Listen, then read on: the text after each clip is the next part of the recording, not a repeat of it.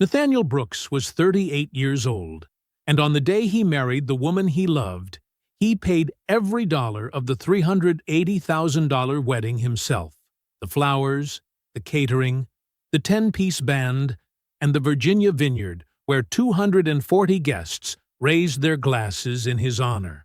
A vineyard he quietly owned outright. Nobody at that reception knew that, especially not his new wife's family. To them, Nate was adequate at best. A modest man in an unremarkable suit who had no idea what he had married into.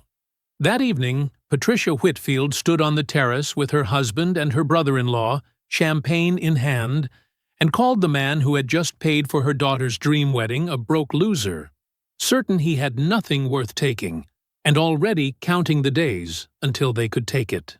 She had no idea Nate was standing on the other side of that glass door, hearing every word. So he made one phone call, and when his best man took that microphone, everything Patricia Whitfield thought she knew about the man her daughter married collapsed in front of 240 witnesses. She had no idea who she was dealing with, but she was about to find out. Before we jump into the story, comment where in the world you are watching from and subscribe because tomorrow's story is one you need to hear. Nate Brooks stood before the mirror in the bridal suite, methodically adjusting his bow tie. The morning light filtered through tall windows, casting a warm glow across the hardwood floors of the vineyard's private quarters. His fingers moved with practiced precision, the same careful attention he brought to every aspect of his life. The $380,000 he'd spent on this wedding hadn't caused him a moment's hesitation. He'd written the checks quietly, declining Adrienne's offers to have her family contribute. The Whitfields had pushed back, of course, especially Patricia, with her pointed comments about allowing them to participate in their daughter's special day. But Nate had been firm, wrapping his insistence in gentle words about wanting to give Adrienne everything she deserved. As he smoothed down his jacket, his mind drifted back to their first meeting 3 years ago. The charity gala had been crowded, full of the usual networking and performative philanthropy. Nate had been there as a silent donor, standing near the back of the room when Adrienne approached with a glass of wine and a warm smile. "You look as thrilled to be here as I feel," she'd said, making him laugh despite himself. She'd pursued him with a gentle persistence after that. Coffee invitations, gallery openings, casual dinners where she never once asked about his work beyond his simple explanation of being in real estate and finance. When he'd deflected questions about his success, she'd seemed content to let him keep his privacy. A knock at the door interrupted his thoughts. Jerome stepped in, already grinning. "Man, you actually managed to make that tie straight," his oldest friend said. "I was worried I'd have to fix it for you like I did at that first investor meeting back in '08. Nate smiled, remembering the nervous 23-year-old he'd been then, pitching his first real deal with $40,000 scraped together from 4 years of saving. "That meeting worked out all right." "That meeting worked out better than all right," Jerome said, adjusting his own tie. "But then, most things do when you take your time and do them right." Through the window, Nate could see guests beginning to arrive. The Whitfields were already there, of course.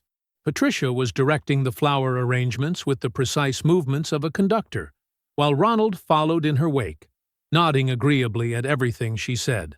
Uncle Desmond stood off to the side, watching it all with what he probably thought was subtle calculation. "Your mom's here," Jerome said quietly. "She's got that look she gets when she's trying not to say something." Nate nodded. Gloria Brooks had raised him alone after his father left, teaching him the patience and discipline that had built his fortune. She'd been reserved when he told her about Adrienne, careful with her words in a way that had given him pause. But he'd been so careful himself, for so long. When Adrienne had broken through those walls, it had felt like finally letting go of old fears. He caught a glimpse of Adrienne through the window, disappearing into her own preparation room. Even at this distance, he could see the slight distraction in her movements, the way she kept checking her phone. pre-wedding nerves, he'd assumed whenever he noticed it over the past weeks. Patricia intercepted her daughter, pulling her close for what looked like an intense conversation. Adrian nodded several times, her face serious, before forcing a bright smile and hurrying inside. Patricia watched her go, then turned to say something to Ronald and Desmond that made them both nod with equally serious expressions. The ceremony was still 2 hours away. Nate straightened his cuffs, sterling silver, understated, a graduation gift from his mother that meant more than any luxury brand. "I'm going to check the cocktail setup," he told Jerome. "Make sure everything's running smoothly." "Control freak," Jerome said affectionately. "Some things never change." Nate walked through the quiet halls of his vineyard, a fact known only to him, Jerome, and the property managers who maintained strict confidentiality. He'd bought it 6 years ago, through one of his holding companies, seeing the potential in its location and terroir. Like everything else in his life, he'd built it carefully, patiently, without fanfare. As he approached the terrace where the cocktail hour would be held, voices carried clearly through the glass doors. He stopped, his hand halfway to the handle, as Patricia's words cut through the morning air. 60 days. Desmond has the paperwork ready." Nate's hand froze on the door handle. Through the clear glass, he could see Patricia, Ronald, and Desmond clustered at the far end of the terrace. Morning sunlight caught the champagne in their glasses, casting small prisms across the stone floor.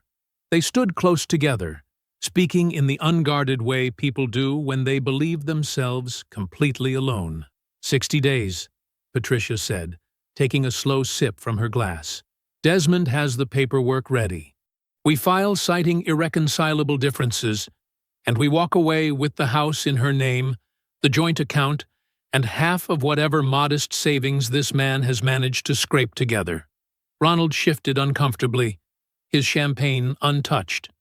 "You sure she can hold it together that long?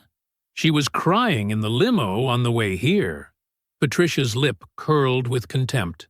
"She'll hold it together because I raised her right. This is what we've been working toward. He's a broke loser playing at success." She gestured broadly at the vineyard around them. "This venue?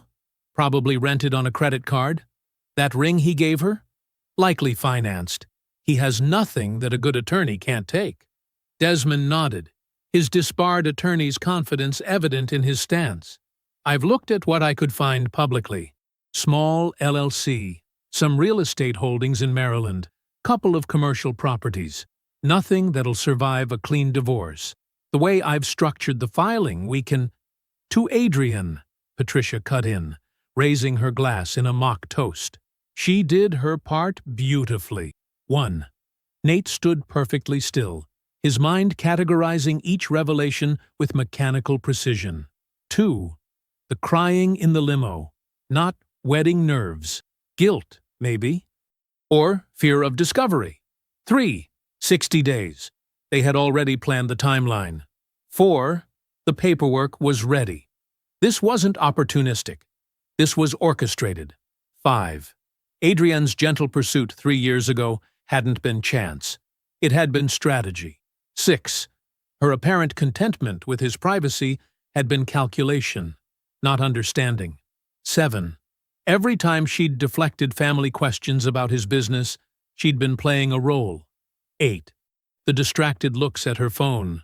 Coordination, not anxiety. 9.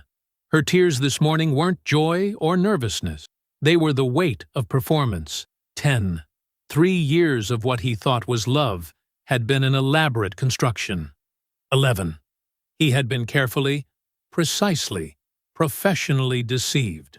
The morning sun felt suddenly sharp on his skin. He could hear the caterers setting up behind him, the band doing their sound check, the steady hum of 240 guests arriving for what they believed was a celebration of love. What the Whitfields saw as the culmination of a financial strategy. Through the glass, he watched Patricia laugh at something Desmond said, her teeth bright and predatory. Ronald was nodding along, the same agreeable head bob he'd been performing at family dinners for 3 years. Desmond had his hands in his pockets, rocking slightly on his heels with the satisfaction of a man who believed he'd planned everything perfectly. The scale of their miscalculation would have been almost funny if it wasn't wrapped around the destruction of what Nate had believed was real love. They had spent 3 years targeting what they assumed were modest assets, never bothering to look deep enough to understand what they were really trying to steal. He watched them for another moment. These people who thought they had written the ending to this story. Patricia taking another satisfied sip of champagne. Ronald finally drinking his, probably to steady his nerves. Desmond checking his phone, likely reviewing some detail of their planned legal strategy. The only sound Nate could hear was his own measured breathing, the same calm, steady rhythm that had carried him through every major decision in his life, every investment, every calculated risk, every patient step that had built what he actually owned. He turned away from the door without making a sound. His shoes made no noise on the polished floors as he walked through the quiet morning halls of his vineyard, past the bustling kitchen where the New Orleans catering team he'd flown in was preparing for the reception, past the ballroom where the 10-piece band was running through their set list, past all the carefully chosen details he'd paid for because he'd believed this day meant something true. He found a quiet corner of the garden, partially hidden by a flowering hedge. The morning air was cool and clean. His phone felt heavy in his hand as he scrolled to Jerome's number. 1 ring, 2, 3. "Hey man, everything okay?" Jerome's voice was instantly alert, reading something in the silence. Nate spoke 4 words, his voice as quiet and precise as the day he'd made his first investment. "Give the real speech." Jerome stood backstage in the reception hall, his hand moving to the right breast pocket of his tuxedo jacket, where the real speech had waited for 3 years. He'd written it the day after he first met Adrienne, when something in her careful questions about Nate's business had triggered 17 years of protective instinct. He'd revised it last week, updating the numbers, polishing the precision of each revelation. He walked to the microphone with the same steady composure he brought to board meetings. The band settled into silence. 240 guests turned their attention to the best man, expecting the usual mix of gentle ribbing and emotional tribute. "I met Nate Brooks 17 years ago," Jerome began, his voice warm and clear. "We were college roommates, and I knew from day one that this man was different. Not because he was flashy. Nate's never been flashy. Not because he talked about success. Nate's never been much for talking. But because every single morning, while the rest of us were sleeping off whatever we'd done the night before, Nate was already up, reading, planning, building." Soft laughter rippled through the crowd. At the head table, Patricia sipped her champagne with polite disinterest. Ronald nodded along, performing attention. Desmond checked his phone under the table. "I watched him save $40,000 over 4 years," Jerome continued.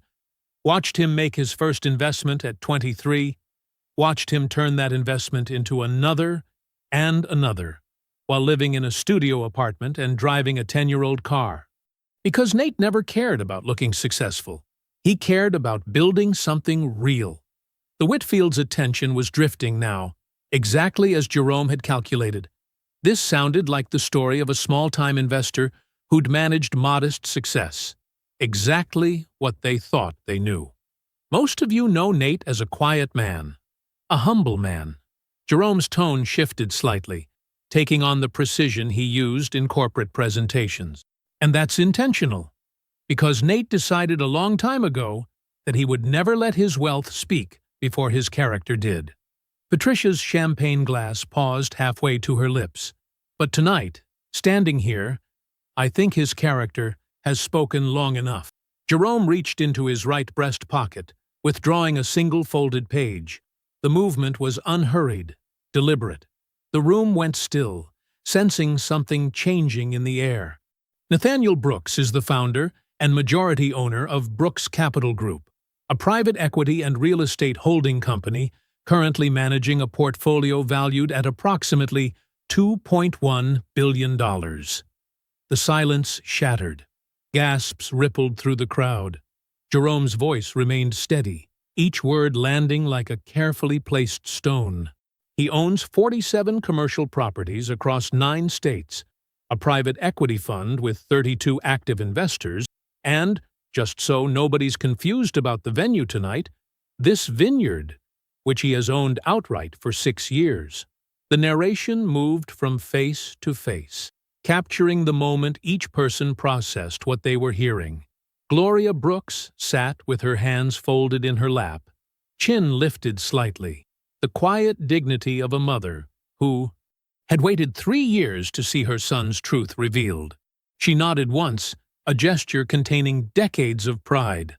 Patricia's champagne glass hung suspended between table and lips, her carefully maintained composure cracking around the edges as she recalculated every assumption she'd built her scheme upon.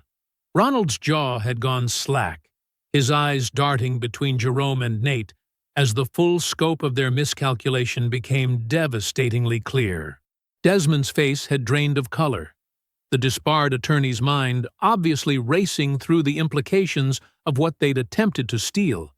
And Adrian, the camera of narration, held on her the longest, capturing every micro-expression that crossed her face. There was no surprise, no shock at learning who her husband really was. Her features showed only rapid calculation, the quick adjustments of someone whose strategy had just been publicly dismantled. She had known. She had always known. Jerome finished with quiet authority. He paid for this wedding in full, because that is the kind of man he is. I just wanted everyone in this room to know exactly what kind of man they were dealing with. The silence that followed felt like crystal, sharp, clear, and ready to shatter. Nate rose smoothly from his seat, champagne glass in hand. He smiled at the room with the same quiet confidence he'd always carried, the same unassuming warmth that had never been an act. Then he turned that smile directly to Adrian. She met his gaze. Neither spoke. They didn't need to. Morning light filtered through the hotel suite's curtains, casting soft shadows across the unmade bed. Nate sat in one of the room's plush chairs, already dressed in casual clothes, watching Adrienne move around the suite. She hadn't slept much. He'd heard her tossing all night, felt the tension radiating from her side of the bed. "I still can't believe Jerome did that," Adrienne said, her voice carrying the perfect mix of indignation and concern.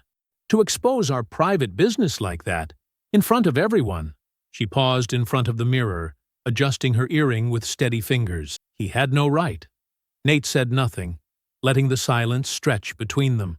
He'd spent the night cataloging every moment of their 3 years together, re-examining each conversation through the lens of what he now knew, the careful way she'd avoided certain topics, the gentle redirections whenever money came up, the practiced warmth that had never quite reached her eyes. "Mom's absolutely furious," Adrienne continued, turning to face him.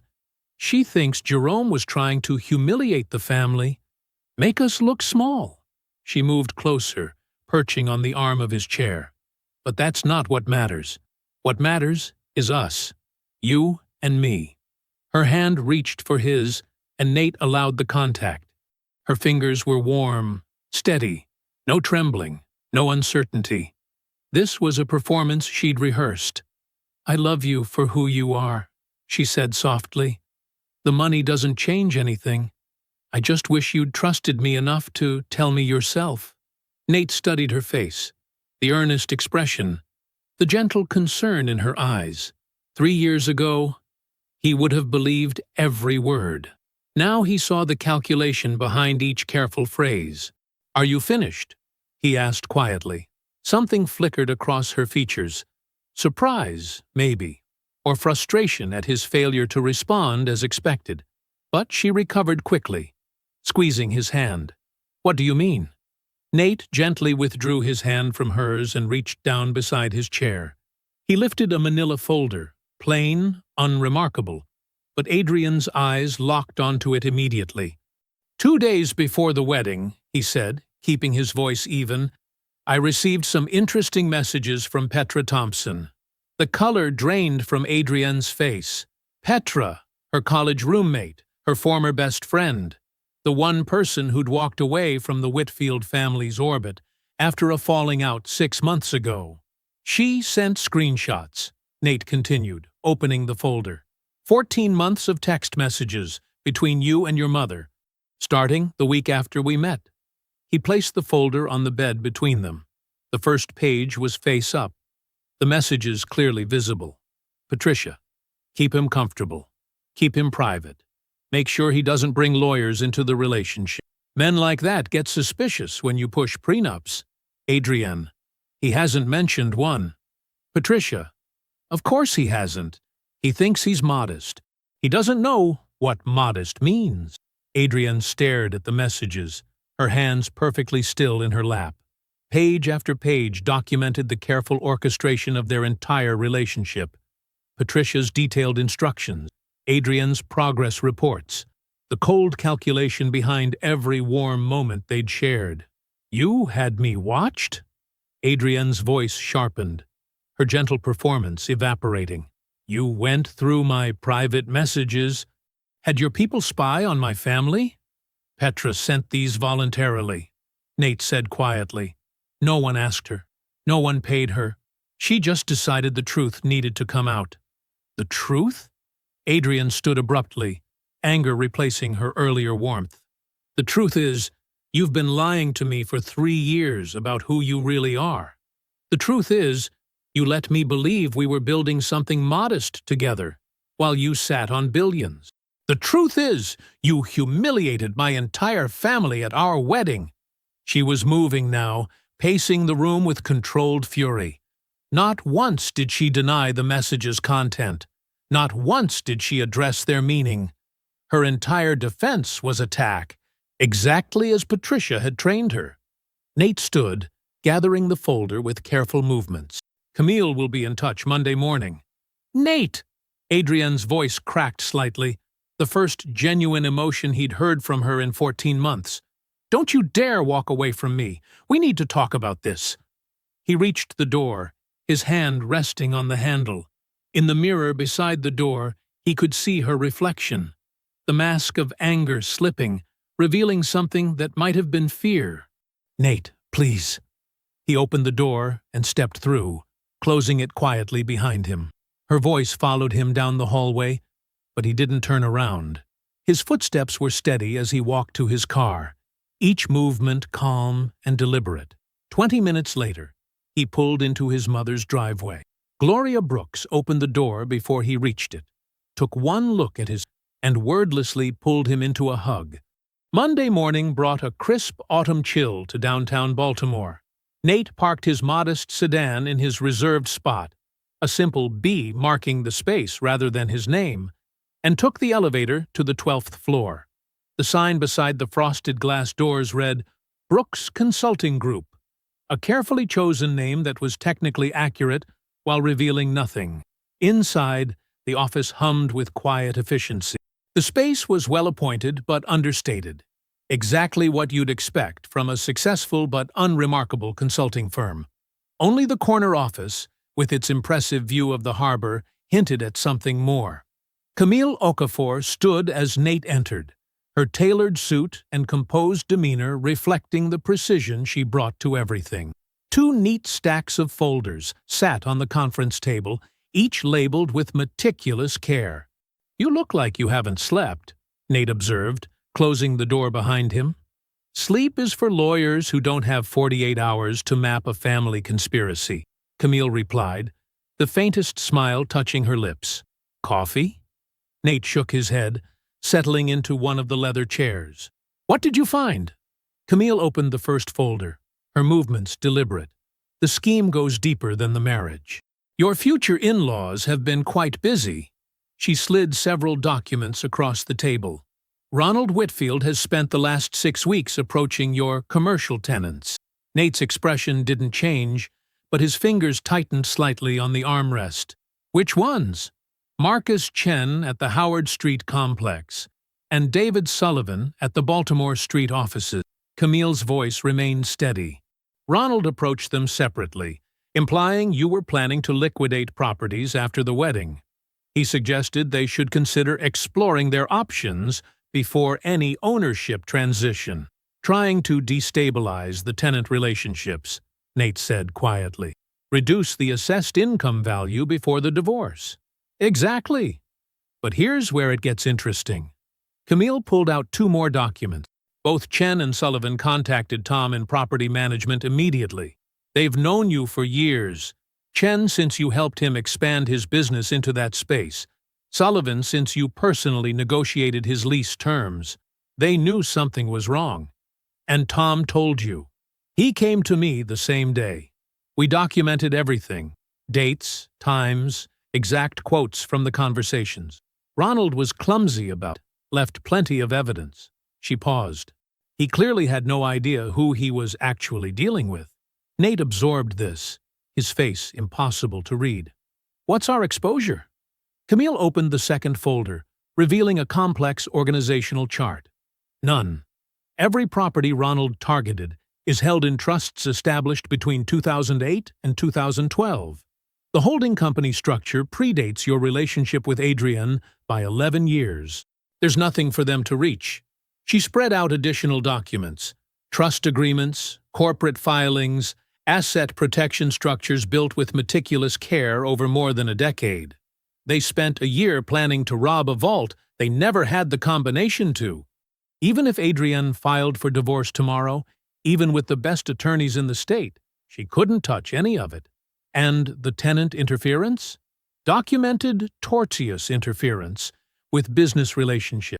We have statements from both tenants, Tom's contemporaneous notes, and follow-up emails Ronald was foolish enough to send. Camille's voice carried the quiet satisfaction of someone who had built an airtight case.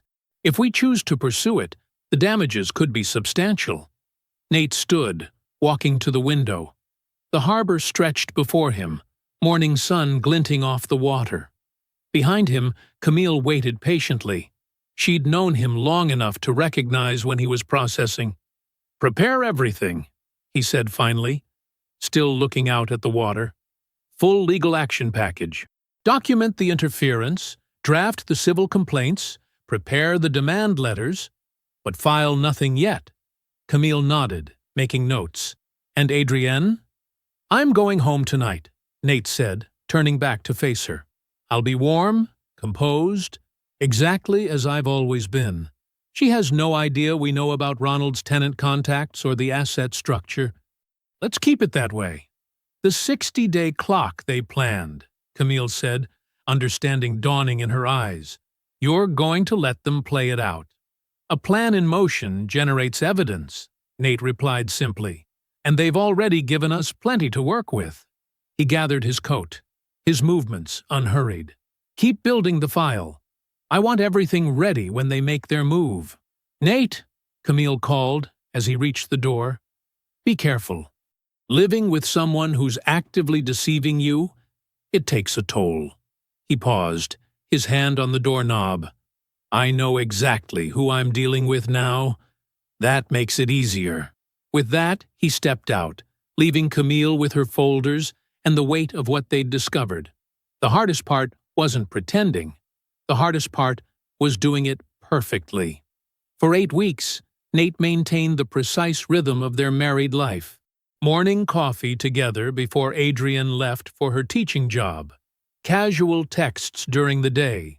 Dinner conversations about her students' art projects, and his deliberately vague meetings. He wasn't acting. He was being exactly who he'd always been, just with full awareness now of what lay beneath the surface.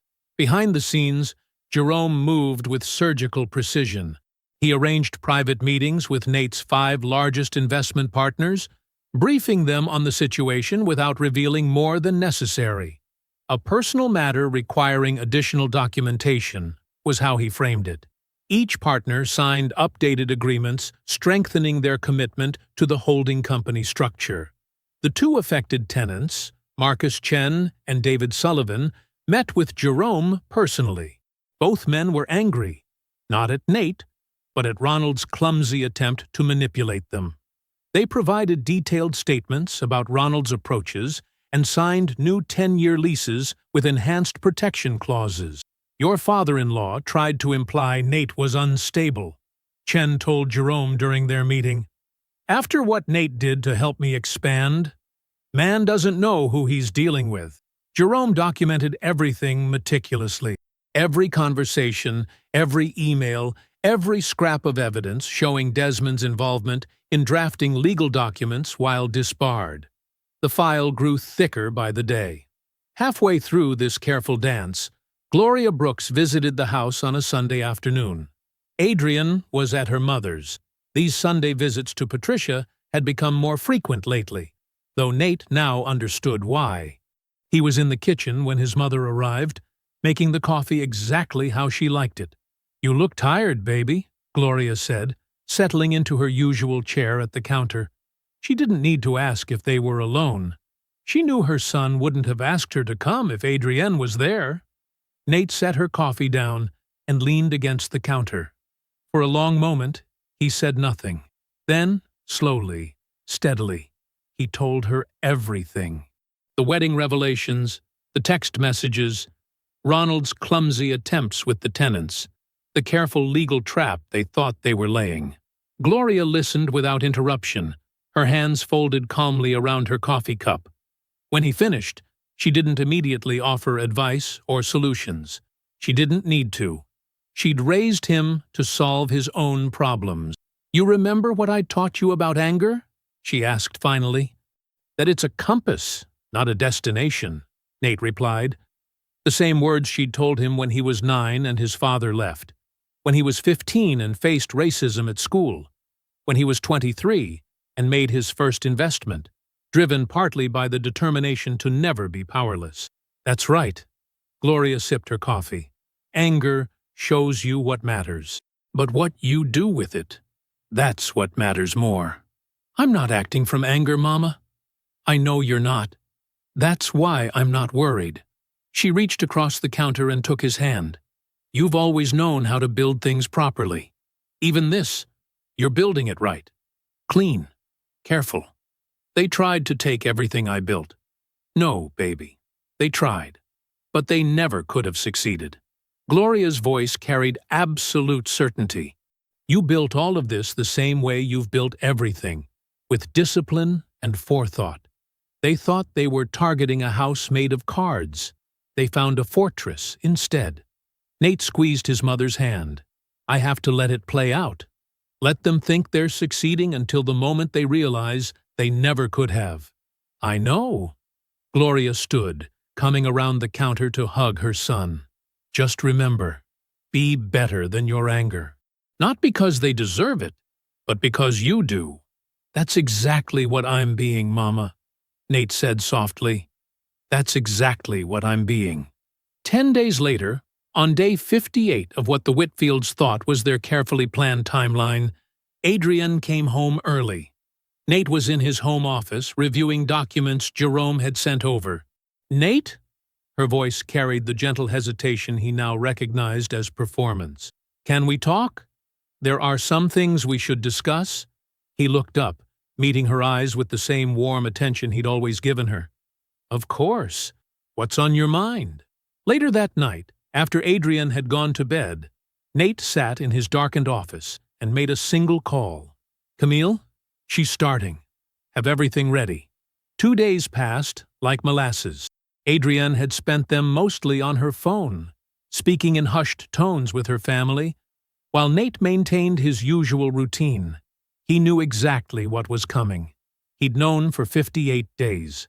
When Adrienne entered his home office that morning, she carried a manila envelope with practiced casualness. Her composure was perfect, shoulders relaxed, expression gentle but firm. Nate recognized the performance for what it was now. Something rehearsed in front of Patricia, refined by Desmond, practiced until it felt natural. "I've given this a lot of thought," Adrienne began, settling into the chair across from his desk. Her voice had that careful modulation he'd heard at parent-teacher conferences. Emotional without being emotional. "And I think we need to be honest about where we are." Nate set aside the document he'd been reviewing. I'm listening. She withdrew papers from the envelope, sliding them across his desk with steady hands.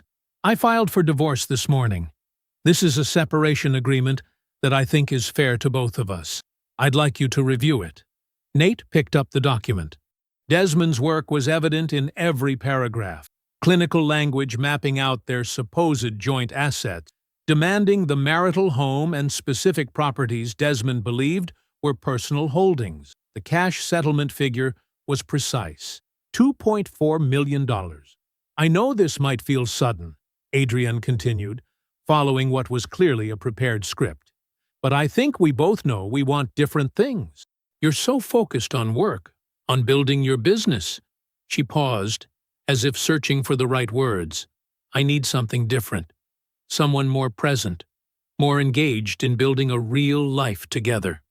Nate let the silence stretch for exactly 10 seconds. He could see Adrian fighting the urge to fill it, to keep performing the role she'd rehearsed. Are you finished? He asked quietly. Something in his tone made her hesitate.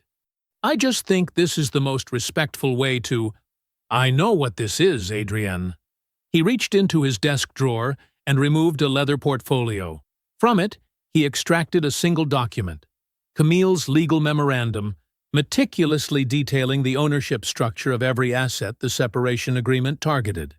The marital home exists within the Brooks Family Trust, established 11 years before our marriage, he said, his voice remaining conversational.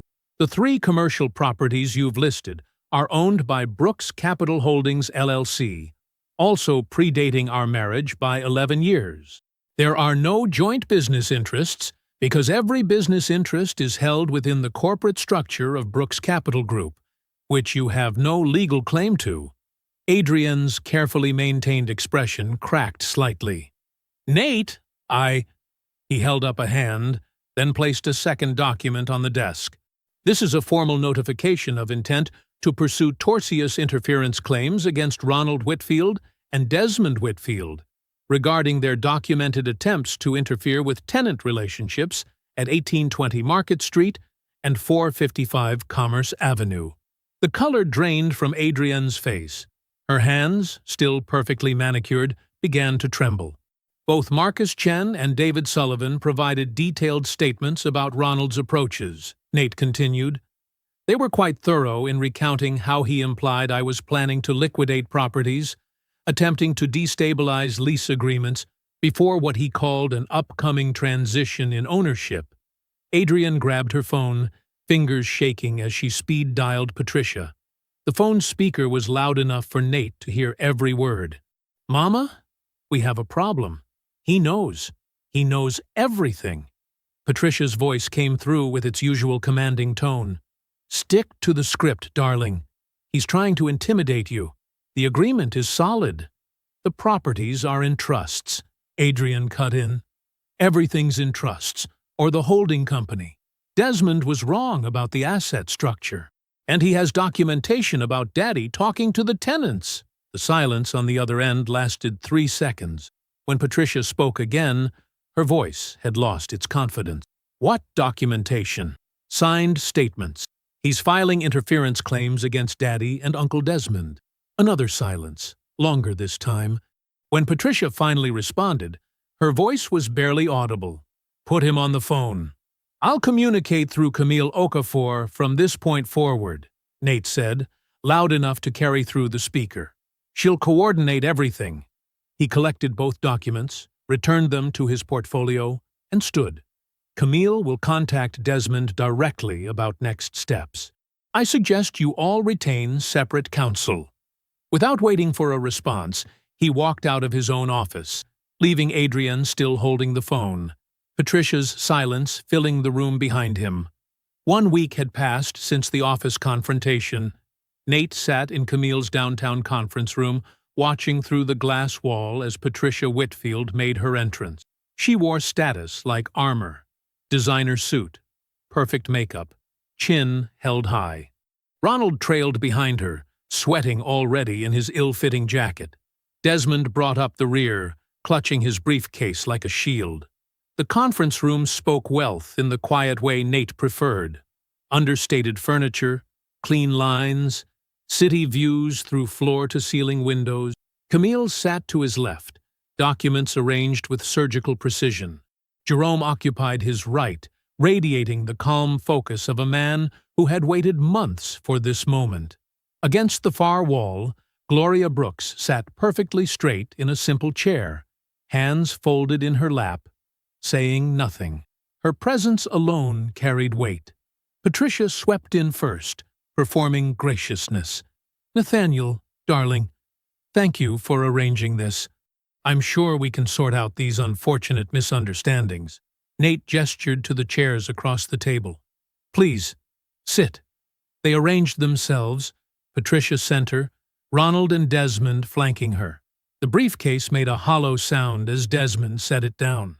"I appreciate you all coming," Nate began, his voice carrying the same tone he used in board meetings. "I want to walk you through exactly what we know, so there's complete clarity about our position." He opened a leather portfolio. "We'll start with the timeline. 14 months ago, the week after I met Adrienne, these text messages began." He slid copies across the table. "Patricia, you instructed Adrienne to, quote, keep him comfortable, keep him private, make sure he doesn't bring lawyers into the relationship." Patricia started to speak. Camille raised one finger. "He's still speaking." Nate continued through the documented evidence with methodical precision. Each piece landed like a quiet hammerstroke. The coordinated courtship strategy, Ronald's tenant approaches, Desmond's legal preparations. He quoted dates, times, specific language from texts and emails. The narrative was airtight. 4 months ago, he said, Desmond began using casual dinner conversations to map what he believed was my asset structure. Adrienne relayed information without realizing its purpose. That information shaped the separation agreement's targeting of specific properties. Patricia tried again to interrupt. Camille's voice carried just enough edge. "Still speaking." 2 months ago, Ronald approached Marcus Chen and David Sullivan, attempting to destabilize tenant relationships at 2 properties. Both tenants documented these conversations immediately. Nate placed their signed statements on the table. The intent was to reduce assessed property values before divorce proceedings. The room remained silent as Nate closed his portfolio. Patricia seized the moment, leaning forward with practiced concern.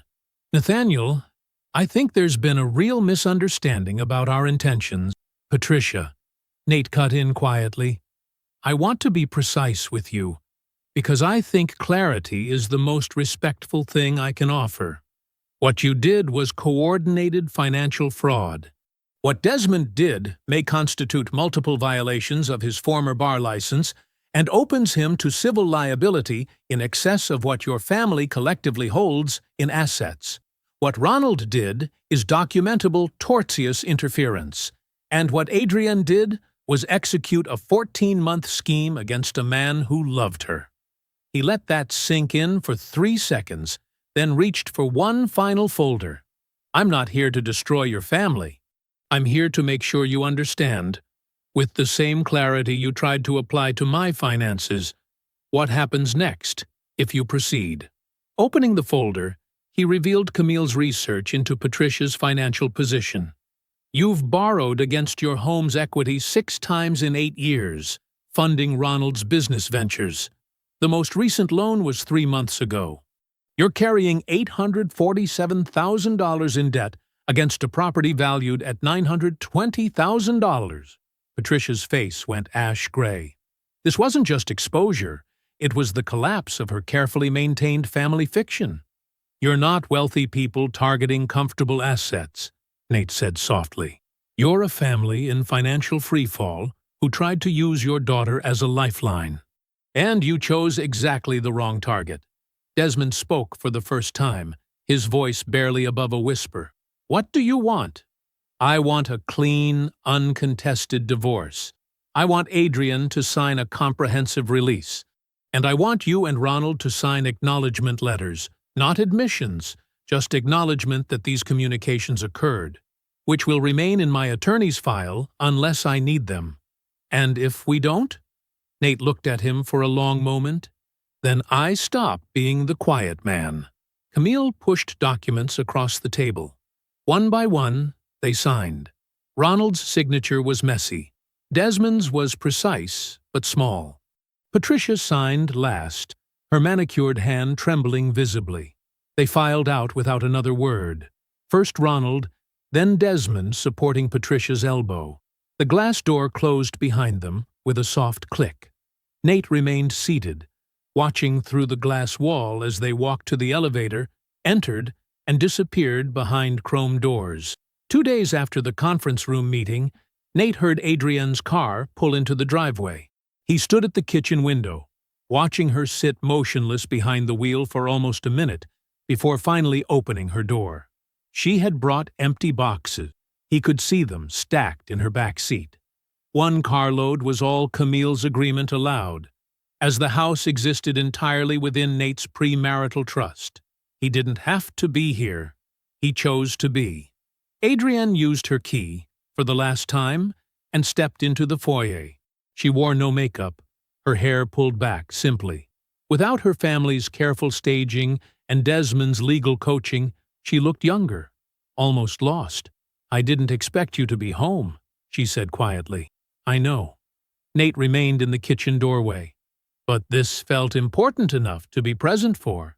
She nodded, then gestured vaguely toward the stairs. "I'll start upstairs. Just personal things." "Take what matters to you," Nate said. "The agreement covers specifics, but I'm not going to count shirts or argue about books." Adrienne's hands twisted together, a gesture he'd seen 100 times over 3 years, but now wondered if it had been practiced too.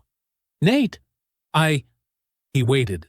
The silence stretched between them like a taut wire. "I never meant—" She stopped again. Something real was trying to surface. He could see it in her face, the way her careful mask slipped just slightly. For a moment, she looked like she might actually say something true, something that approached genuine acknowledgement. Then she pulled back. The mask slid back into place. Whatever honest thing had been fighting its way up disappeared beneath years of Patricia's coaching and her own practiced performance. Nate watched this retreat and felt something shift inside him. Not forgiveness, the wound was far too fresh for that, but the release of expectation. He had been waiting, he realized, to see who Adrienne actually was when all the scaffolding fell away. Now he knew. The performance wasn't a layer she wore. It was fundamental to who she had become. She moved through the house methodically, filling boxes with clothes and personal items. Nate remained downstairs, letting her work without his presence, adding pressure to every choice. He heard her footsteps above, the soft sounds of drawers opening and closing, the occasional pause that might have been memory or might have been calculation. An hour passed. She carried boxes downstairs one by one, arranging them by the door. The pile was smaller than he expected. 3 years of marriage distilled into what would fit in her modest sedan. As she placed the final box down, she turned to face him. "Can I ask you something?" "Of course. Did you ever really love me?" Her voice cracked slightly. "Any of it. Was it ever real for you?" Nate looked at her for a long moment, seeing both the woman he had loved and the instrument of betrayal she had chosen to become. "Every day," he said finally. "That's the part your family never understood and never will. That loving someone honestly isn't the same as being a mark. They thought my warmth was weakness. It was just character. And you can't take character from a person. You can only reveal your own." Adrienne flinched as if he'd struck her, though his voice remained gentle. She opened her mouth, closed it again, then picked up the nearest box. Nate stepped forward to open the door for her. The next 10 minutes passed in silence as she loaded her car. Each trip between house and driveway felt weighted with finality. When the last box was placed, she stood by the driver's door, keys clutched too tightly in her hand. She looked like she might speak again. Nate waited, but whatever words she might have found remained unspoken. She got into her car, started the engine, and backed carefully down the driveway. Nate stood in the doorway until her taillights disappeared around the corner. Then he closed the door, walked to the living room, and sat in his favorite chair. For the first time in 60 days, genuine silence wrapped around him. Not emptiness, but the specific stillness of a man who has finished something completely. 14 months later, Nate stood on the vineyard terrace where everything had changed. The late afternoon sun cast long shadows across the same stone tiles where Patricia Whitfield had once dismissed him as a broke loser. Now, the space held different energy. The warm buzz of conversation from 40 of Brooks Capital Group's top investors mingled with the soft music drifting up from the garden below. He adjusted his cufflinks, simple silver ones Gloria had given him for his last birthday, and surveyed the gathering. Jerome moved easily through the crowd, his natural warmth making complex financial discussions feel like conversations between friends. Camille sat with 3 new investors, her precise language laying out opportunity structures with characteristic clarity. At a corner table, Gloria Brooks watched it all with quiet satisfaction. She caught Nate's eye and gave him the small nod that had always meant more than words between them. She wore a deep blue dress that matched her dignity, her silver hair elegant in the fading light. Her presence anchored the room in exactly the way Nate had hoped it would. The past 14 months had reshaped everything, not through dramatic gestures but through the steady accumulation of consequences, the same way Nate had built his empire in the first place.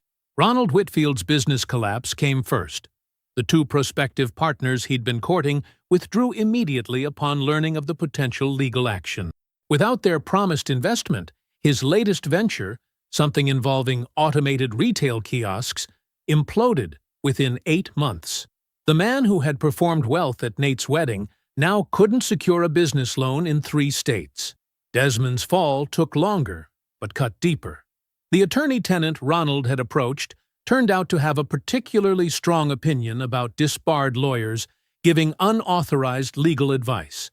His bar complaint, filed independently, without any prompting from Nate, triggered an investigation that was still ongoing. Desmond's name had become toxic in legal circles.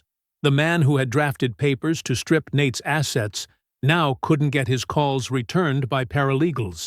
Patricia's foreclosure notice arrived 6 months after the divorce finalized.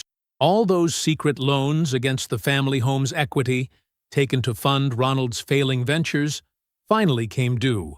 The woman who had orchestrated a scheme to seize Nate's wealth now lived in her sister's spare bedroom in Baltimore.